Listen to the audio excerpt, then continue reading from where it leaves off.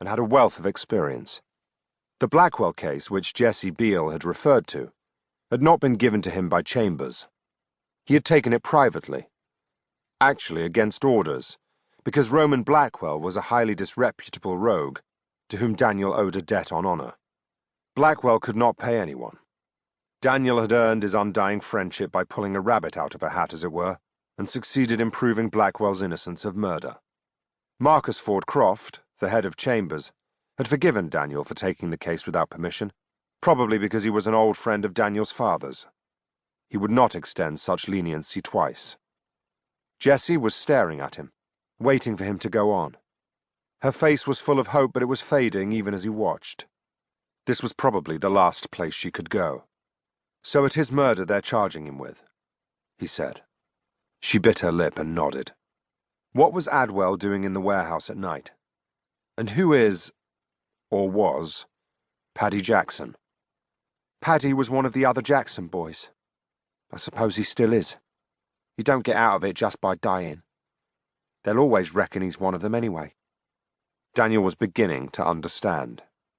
So Paddy is dead, and Rob Adwell is blamed for it. Yeah, she gulped. And was the fire accidental, or did Paddy cause it? Or someone else altogether? He tried to keep skepticism out of his voice. She thought for a moment. I reckon it could have been an accident, like. But maybe Paddy was setting the fire, and he weren't too good at it. Didn't leave himself a clear way out of it. Or it moved faster than he thought. Seen a few fires, have you? He tried to sound as if he were asking out of mere innocent interest and not sarcasm. No, I haven't, she replied. I got a decent scare of fires, but I heard people talk. There's a few fires down the docks way, and some of them are accidents, and some of them ain't. And this one? I dunno. She spread her hands helplessly and then, looking at his face, quickly took them in again. All right. I reckon as Paddy set it and out-clevered himself. Rob got away and Paddy didn't. But that ain't Rob's fault, is it? Maybe. And maybe not.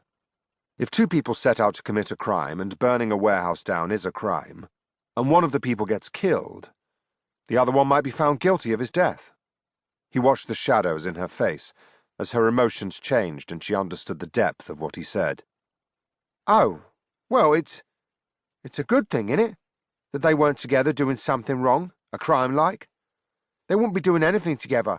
Rob hated the Jacksons, and they hated him. Daniel could not help but wonder if she had made that up on the spot. One thing he was certain of, it was a murky issue, and she was prepared to fight very hard indeed for the man she claimed to love. I'll go and see Mr. Adwell, he told her, and then I'll learn exactly what the police have, and how they're charging him, and what they know about the fire. For instance, how it started. Don't tell me any more. She gave a slow smile, almost shy. She wasn't really a pretty girl. Her mouth was a little large, her cheekbones high, giving her an almost cat-like appearance. But she commanded attention, even a certain liking. I won't tell you nothing more, she promised. I can pay you, but not a lot. Yet. She smiled properly for the first time, and it lit her face, softening its lines and lighting her eyes. But I will, she promised. That's all right. He cut off whatever else she might say. I'm going only to see if I can help to begin with. He stood up.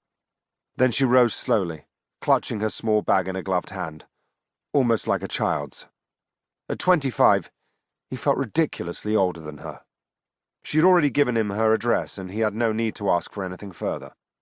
The Chamber's chief clerk, Impney, was waiting in the hall. He glanced at Daniel, then conducted Jessie Beale toward the main door.